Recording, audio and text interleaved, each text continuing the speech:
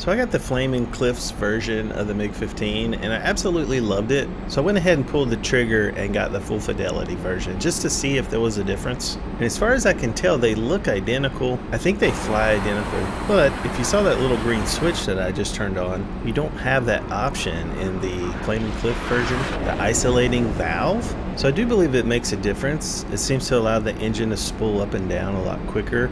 And it could be my imagination, or it could be the fact that it's winter, but it did feel like I had more power. And that is a Hornet, the most feared jet in DCS. And if you look at my wings, I'm actually testing out the flaps in this round as I get hit by a shot.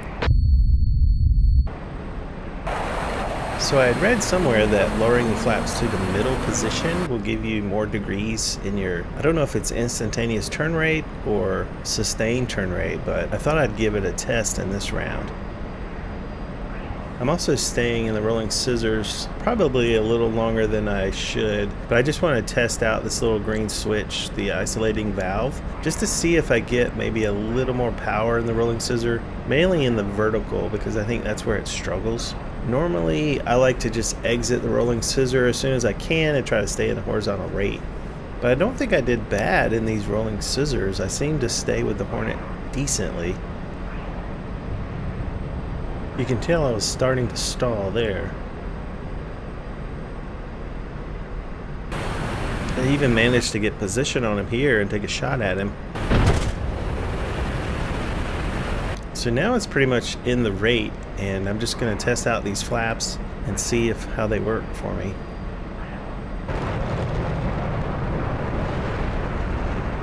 There's a good shot of the flaps right there.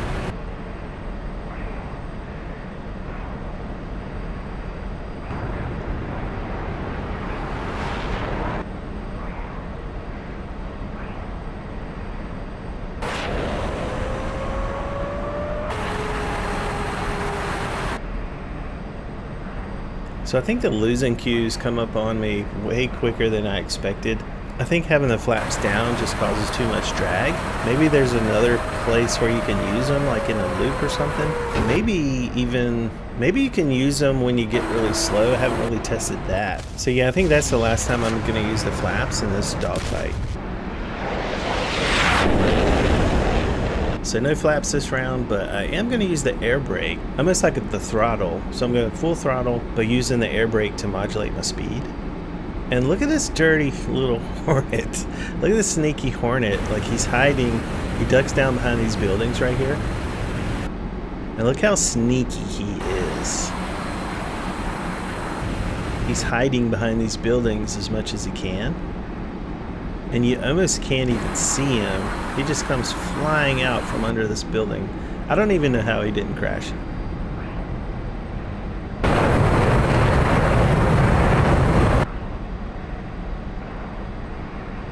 So we got a really nice merge, and we're on the Hornet really quick. And it does look like on this one, at least we're outrating him.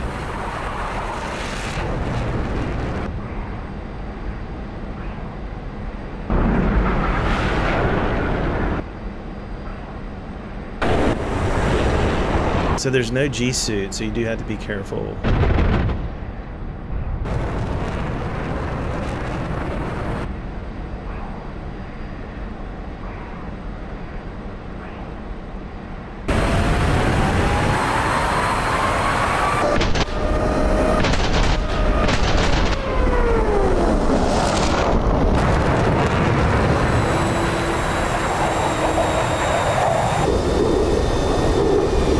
I pushed too much rudder here and I over ruddered, so that's another thing. You got to really be careful with how you do the rudder in the MiG. You have to use the rudder to turn and to roll, but too much rudder and you'll over roll. And you can even lose control and stall the aircraft.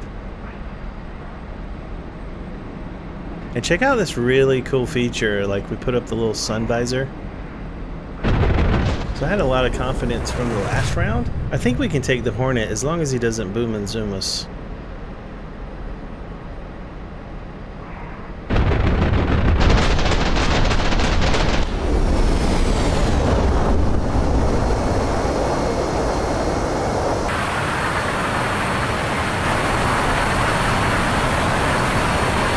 So there's his parachute and he's out. Oh, another interesting thing about the full fidelity, there's a delay when you eject. There's about like a 2 or 3 second delay. The canopy comes off and then the pilot ejects. That does seem more realistic, but in the Flaming Cliffs version, the pilot ejects immediately right after the canopy pops off.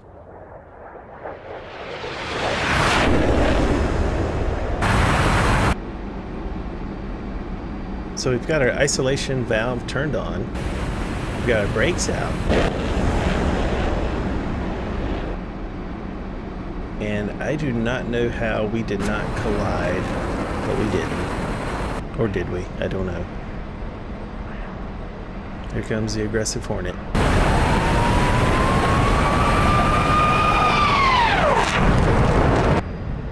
Another cool thing about the full fidelity is that the trigger for this 37mm and the 23mm, it's 2 different triggers. In the Flaming Cliffs, one trigger controls both.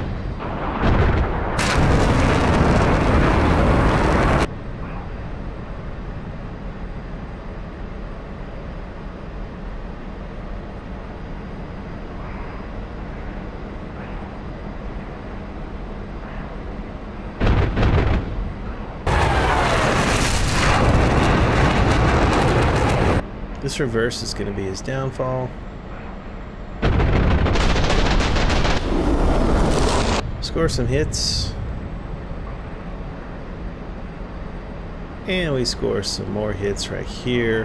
And then check out the poor people down below as my stray bullets impact their buildings. Check out this ejection. Look at the shock that my pilot gets just from ejecting. And then there's like a 2-second delay and he's out. On to the next round.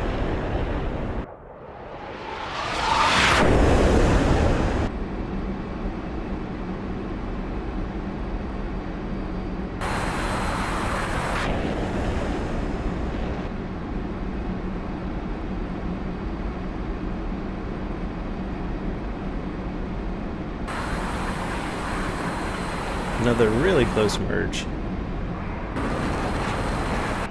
This time I'm going to be really aggressive off the merge. I almost get shots on him.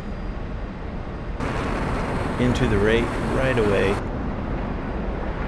This time I'm going to try to play it as tight as I can, as smart as I can.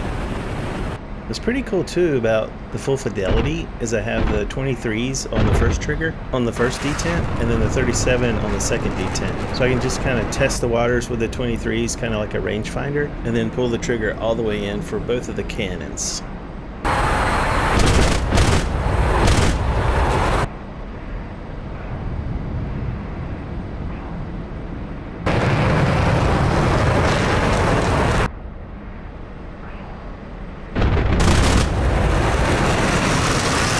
He looks really slow right here.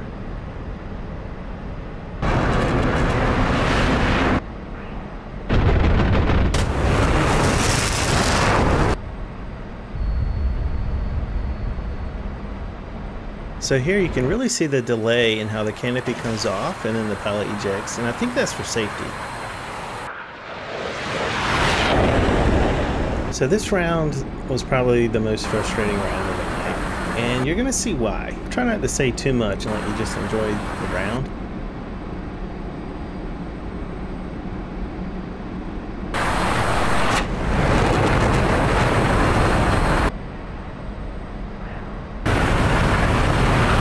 I think we get a pretty good merge and do some nice moves, and then you're gonna see this Hornet do some pretty nice moves of his own. Pretty extreme moves. I mean, look at this split S that he does.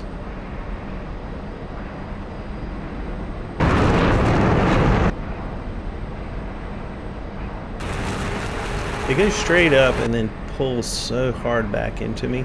It almost looks like thrust vectoring. It's so crazy.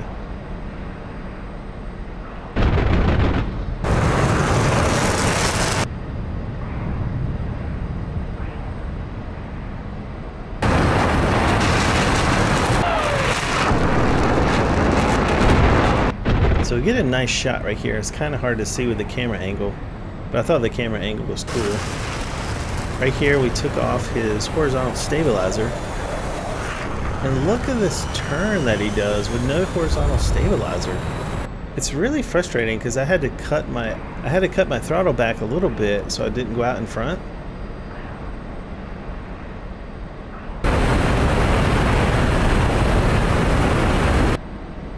We're still in a pretty good position.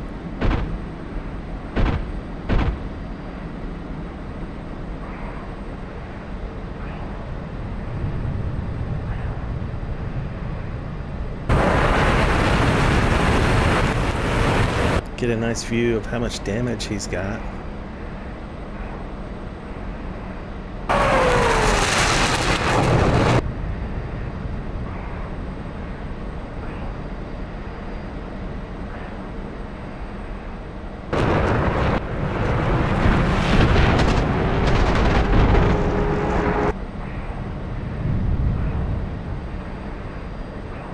This move here is quite frustrating.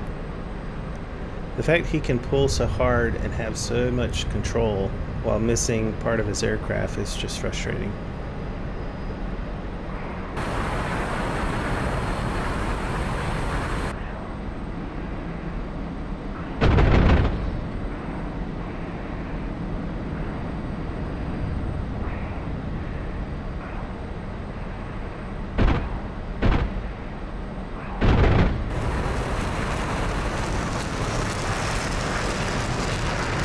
So I cut out about a minute right here just from chasing you.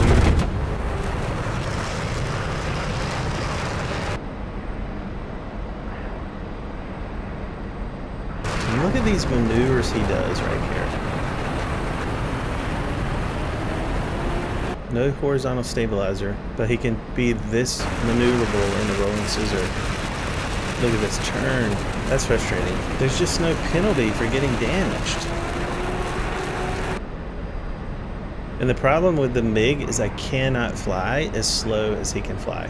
Like, he can pull these maneuvers off, going super slow, and I actually, right here, my plane is starting to wobble. And I'm gonna go out in front if I'm not careful. Like right here, I'm basically overshot. So I have to cut the throttle. Just narrowly miss getting shot. And now I'm out in front. I just cannot fly as slow as he can. And he's missing part of his aircraft. So I think this is where I should have tried the flaps. I'm slow and losing altitude and trying not to get shot. And I just don't have enough speed. Sink rate is too high. Frustrating. It's so frustrating. I'll get my revenge. So is the full fidelity version worth getting if you already have the Flaming Cliffs version?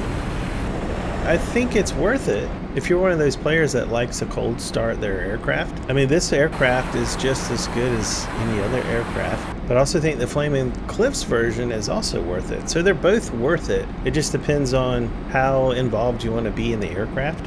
I think they're basically the same graphics, the same flight model.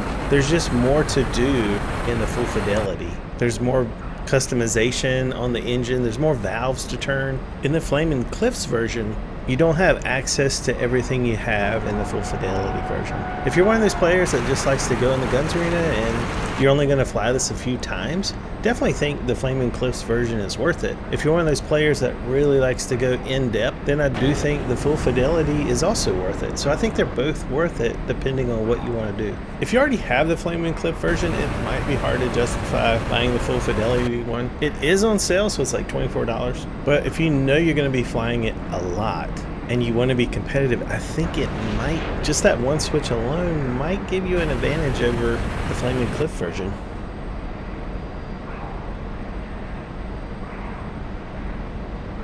I'm about to outrate this Hornet, so this is feeling good.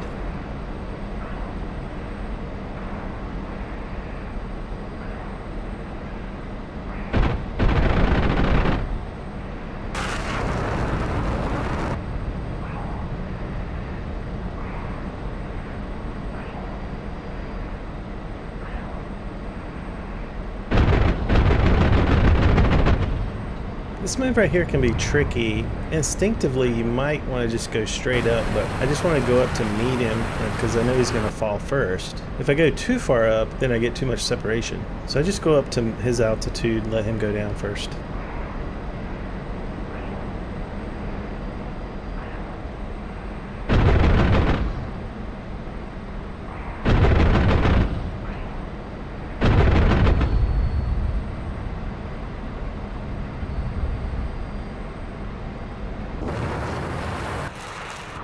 Other than that one bad round, I think we're doing pretty good, and this is really fun.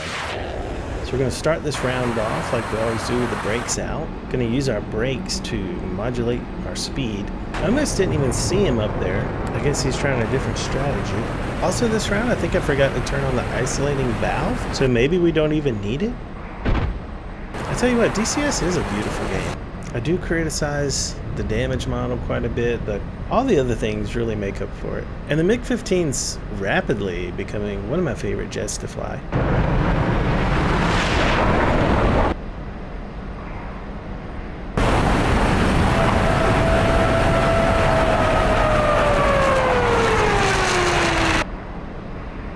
So I'm in these rolling scissors. I noticed a little bit more than I probably should be.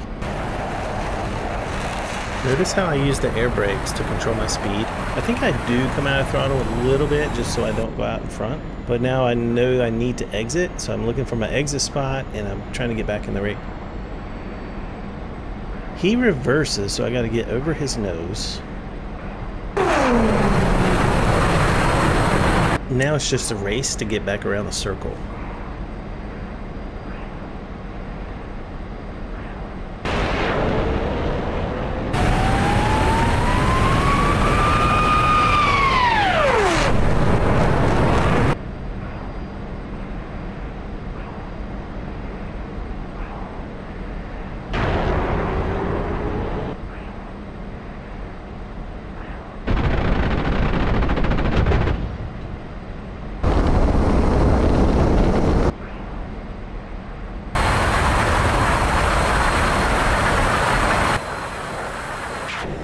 So last round, it's been fun. Finally we get a nice clean merge.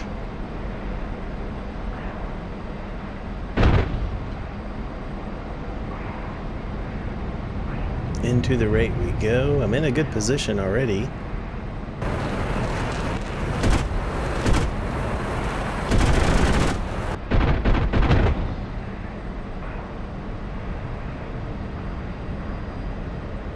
One thing I've got to be careful is not to follow him up too high. It looks like he's getting slow, but that's where he excels. When he gets really slow, he's very maneuverable, and he can pull a lot of AOA.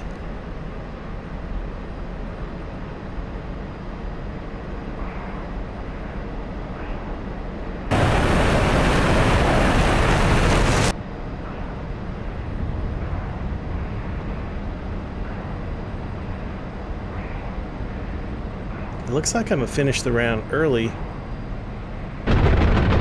And I do not know how I missed. I gotta go back the other way, go all the way back around, and that's so disappointing. I cannot believe I didn't finish him right there.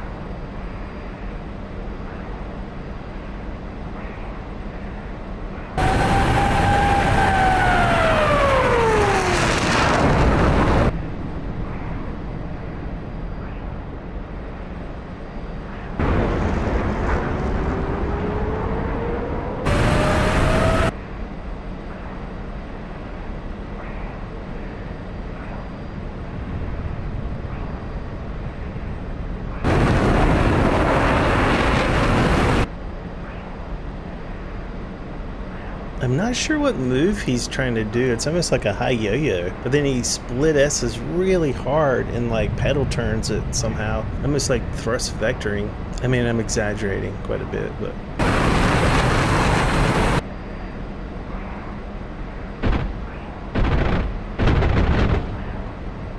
here it is. Look at this turn. Look at this turn. This is what I'm talking about.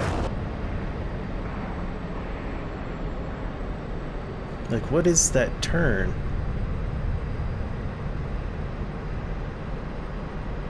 I've got to be so careful being in the MiG not to get too slow.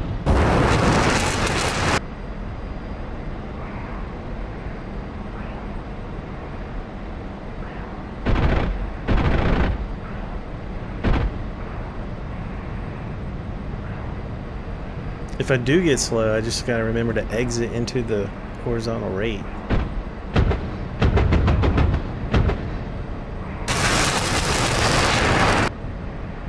He's been doing this quite a bit, which is reversing back right here. I can't get my nose on him here, but look at this turn again. I've got to be really careful because I can stall, lose control.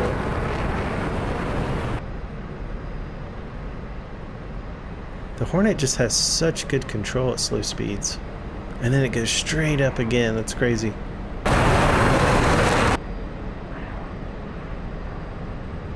And then that turn again. And then back up.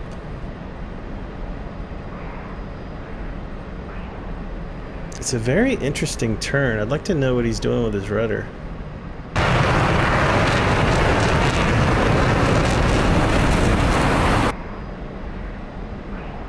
It's almost like a high yo-yo, but then he's like split S's and does like super hard pedal turn.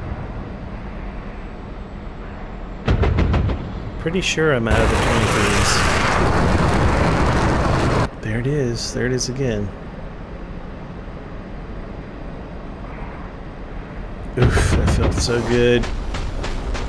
So satisfying. But he's not done, of course.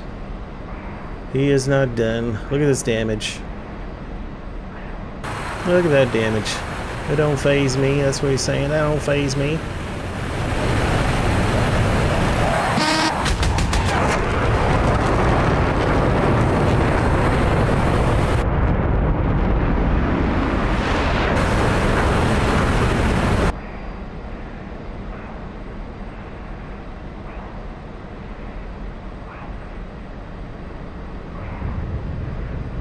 His wing broke. He pulled too many G's and his wing broke right there. Well, that was fun. I really enjoyed that. We only had one frustrating round. That was fun.